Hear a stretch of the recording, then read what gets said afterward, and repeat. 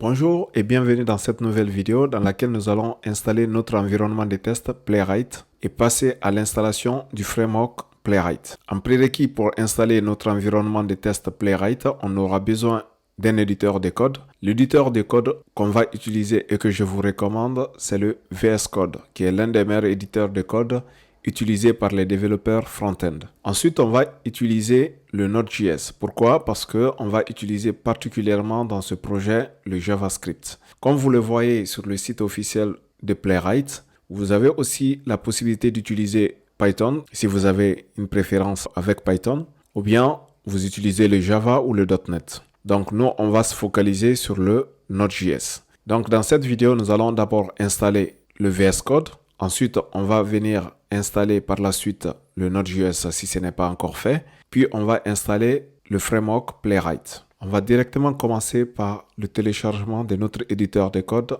Visual Studio. Pour cela, il faut se rendre sur le site officiel de VS Code en tapant sur votre navigateur VS Code Download. Ensuite, je sélectionne Download Visual Studio Code. Une fois que vous êtes sur le site officiel de VS Code, vous avez le choix sur les versions en fonction de votre système d'exploitation. Si vous utilisez Windows, vous sélectionnez la version de Windows. Et moi, j'utilise un ordinateur Mac, donc je sélectionne Mac. Ensuite, il télécharge automatiquement la version correspondant à mon système d'exploitation. Donc, on attend que le téléchargement se termine. Une fois le téléchargement terminé, on va passer à son installation. Dans ce cas, je vais juste cliquer dessus. Il a dézippé le fichier, donc je double-clique dessus pour l'installer. On vient d'installer notre éditeur de code qui va nous permettre de gérer notre projet. Ensuite, la deuxième étape, on va passer à l'installation du Node.js. Avant de passer à l'installation du Node.js, on va d'abord vérifier si le Node.js n'est pas installé sur notre ordinateur. Pour cela, il faut ouvrir le terminal et faire une vérification en ligne de commande. Donc, il faut sélectionner Terminal, New Terminal. Ensuite, taper la commande node-v. Je tape sur la touche Entrée. Là, on me dit Command Not Found, ce qui veut dire tout simplement que le Node.js n'est pas installé sur mon ordinateur. Donc, on va aller sur le site officiel de Node.js. On télécharge une version en fonction de notre système d'exploitation, puis on l'installe afin qu'on puisse l'utiliser. Donc, je me rends sur le site officiel de Node.js en tapant Node.js Download. Je sélectionne Download Node.js. Ensuite, je sélectionne en fonction de mon système d'exploitation. Je prends macOS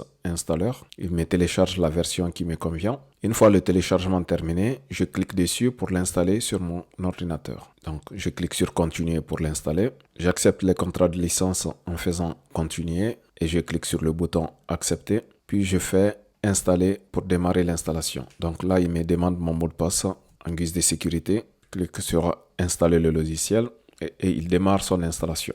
L'installation de Node.js vient de se terminer avec succès, donc je clique sur le bouton Fermer. Une fois l'installation de Node.js terminée, on va à nouveau faire la vérification s'il a été bien pris en compte sur notre ordinateur. En tapant la touche flèche haut de mon clavier pour récupérer la commande précédemment saisie, et je tape sur la touche Entrée de mon clavier. À présent, on vient d'avoir une nouvelle version qui est la 18.16. On peut à l'occasion, vérifier si on a un Node Package Management installé, c'est-à-dire le NPM. C'est ce qu'on va utiliser pour installer les différents paquets sur notre projet. Donc, je fais de même npm-v. On a aussi une version 9.5.1 qui vient d'être installée en même temps que le Node.js. Normalement, quand vous installez le Node.js, il vient avec le Node Package Management. Une fois qu'on finit d'installer notre éditeur de code et le Node.js, on va maintenant installer notre framework Playwright. D'abord, on va installer l'extension Playwright utilisée par VS Code. Pour cela, il faut ouvrir les extensions. On peut le faire en utilisant les raccourcis. Si vous êtes sur Windows, vous pouvez utiliser CTRL-MAJ plus X. Et moi, je suis sur Mac, je vais utiliser Command-MAJ plus X. Je vais taper Playwright. Je sélectionne le premier, puis je clique sur Installer. Une fois qu'on finit d'installer l'extension Playwright Test for VS Code, on voit automatiquement une fonctionnalité supplémentaire ajoutée à notre éditeur de code qui est Testing. Donc, il est visible à ce niveau. Maintenant, on va passer à l'installation de notre framework Playwright. Avant d'installer le framework Playwright, je vais d'abord ouvrir le dossier dans lequel je vais ajouter mon projet Playwright. Donc, j'ouvre l'Explorer en cliquant dessus. Au préalable, j'avais déjà créé un dossier appelé Playwright Demo. Donc, je vais aller chercher ce dossier dans mon ordinateur. Donc, je clique sur Open Folder et je vais aller chercher ce dossier dans mes documents. Je sélectionne le dossier Playwright Demo, puis je clique sur le bouton Ouvrir. Maintenant, j'ai ouvert mon dossier dans lequel je vais ajouter mon projet Playwright. La prochaine étape, c'est d'installer maintenant Playwright dans ce dossier. Pour cela, il faut ouvrir la palette de Visual Studio Code en faisant le raccourci Command-Maj P ou Ctrl-Maj P si vous êtes sur Windows. Je fais tout simplement Install Playwright. Je sélectionne dans la liste et il me propose les différentes options pour cette installation. On a d'abord les différents navigateurs utilisés, Chromium, Firefox, WebKit.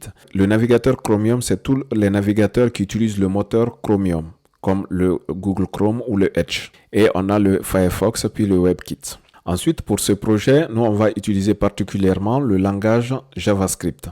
Sinon, par défaut, il va vous prendre le TypeScript. Donc, je vais cocher cette option pour que je puisse utiliser mon langage JavaScript. Ensuite, si je veux ajouter le GitHub pour la gestion du versionning de mon projet, je peux ajouter pendant l'installation. Sinon, je pourrais le faire aussi après l'installation. Donc, je le laisse cocher par défaut. Et après, il nous suffirait juste de cliquer sur le bouton OK pour l'installer. Il est en train d'installer Playwright dans notre éditeur de code, dans le dossier Playwright Demo qu'on vient d'ouvrir. Donc, on attend que l'installation se termine.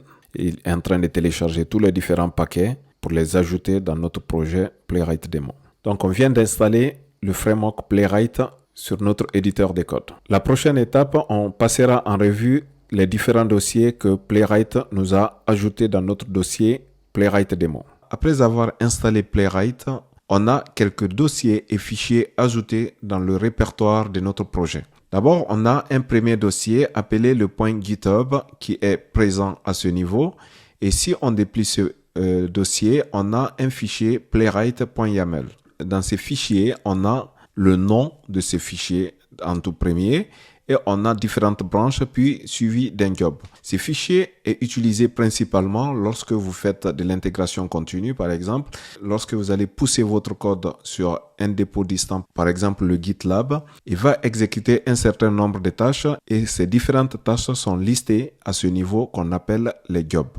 Donc, c'est pas le but de cette vidéo, mais il faut savoir que cela va vous permettre d'exécuter et installer différentes dépendances lorsque vous poussez votre code sur un dépôt distant. Ensuite, on a le node module. Puisqu'on utilise un projet basé sur le JavaScript, on va utiliser principalement ici le node module qui va nous permettre de gérer toutes les dépendances du projet qui sont installées via le NPM. Après le node module, on a un dossier test qui est ajouté par défaut aussi qui va nous permettre de stocker l'ensemble de nos spécifications des tests. Dans ce dossier, on va ajouter toutes nos différentes spécifications qu'on souhaite utiliser pour faire nos différents scénarios de tests. Ensuite, on nous met à disposition un autre dossier appelé test exemple. Dans ce dossier test exemple, on a une spécification demo to do app.spec.js qui liste à ce niveau un exemple de test rédigé avec Playwright. Donc, vous pouvez vous en servir pour voir un peu comment on rédige un test avec Playwright. En plus de ces différents dossiers, on a d'autres fichiers, à savoir le gitignore. Le gitignore, c'est un fichier qui va vous permettre, lorsque vous poussez votre code sur un dépôt distant, d'ignorer certains fichiers qui sont déjà en local pour ne pas alourdir ce que vous envoyez sur le dépôt distant. Et ces différents fichiers resteront uniquement en local. Par exemple, les différents rapports que vous allez créer lorsque vous exécutez votre test. Si un rapport est généré, ces rapports vont être ignorés lorsque vous allez vouloir pousser votre code sur un dépôt distant en utilisant Git. Et donc ici, on a différents dossiers. On a le node module qui va être ignoré. On a test result. Par exemple, ça, dans ce test result, on va avoir nos différents résultats des tests. Et on a Playwright report qui va stocker les différents rapports. Et on a un autre dossier qui est le .cache qui va stocker les différents caches des différentes exécutions qu'on va faire avec Playwright. En plus de ces fichiers, on a le package lock.json. Ce fichier est généré automatiquement pour toute opération où la commande npm modifie le node module ou le package.json. Donc, toutes ces modifications seront stockées à ce niveau, qui va permettre de décrire l'arborescence des différentes modifications apportées à notre projet via le NPM. Après, on a un autre fichier appelé le package.json. Ce fichier contient des méta-informations sur votre projet et les différentes dépendances. Donc ici, par exemple, vous avez le nom qui a été donné à ce projet par défaut. Ces différentes informations, vous avez la possibilité de les modifier et puis ça va vous permettre de communiquer avec l'équipe, savoir par exemple sur quelle version vous êtes actuellement. Vous pouvez donner une description à votre projet de test auto. Donc tout ça, ça va vous permettre d'enrichir votre projet en quelque sorte puisque vous donnez en soi quelques informations par rapport à votre projet. Donc ici, vous avez différentes dépendances que vous installerez au fur et à mesure sur votre projet. Et vous avez ici aussi le script qui va vous permettre d'écrire ou personnaliser différents scripts que vous pouvez utiliser pour exécuter certaines commandes spécifiques. Et un dernier fichier à voir dans ce répertoire, c'est playwright config. Donc ça, c'est le cœur de Playwright. C'est dans ce fichier, on va faire les différentes configurations de Playwright et c'est dans ce fichier où vous pouvez définir les différents paramètres globaux pour les tests avec Playwright. On y reviendra prochainement en fonction de quel type d'informations qu'on souhaite modifier dans ce fichier et je passerai en revue pour vous expliquer les différents paramètres ou différentes informations nécessaires par rapport à votre projet Playwright. Voilà pour le tuto de l'installation de Playwright et l'architecture de Playwright par défaut après son installation. Si vous avez trouvé cela utile, n'oubliez pas de mettre un pouce bleu et de vous abonner pour ne pas manquer les prochains épisodes. Partagez vos pensées ou vos questions en commentaire et merci d'avoir regardé cette vidéo. C'était Fodé. À bientôt dans une nouvelle vidéo. Ciao.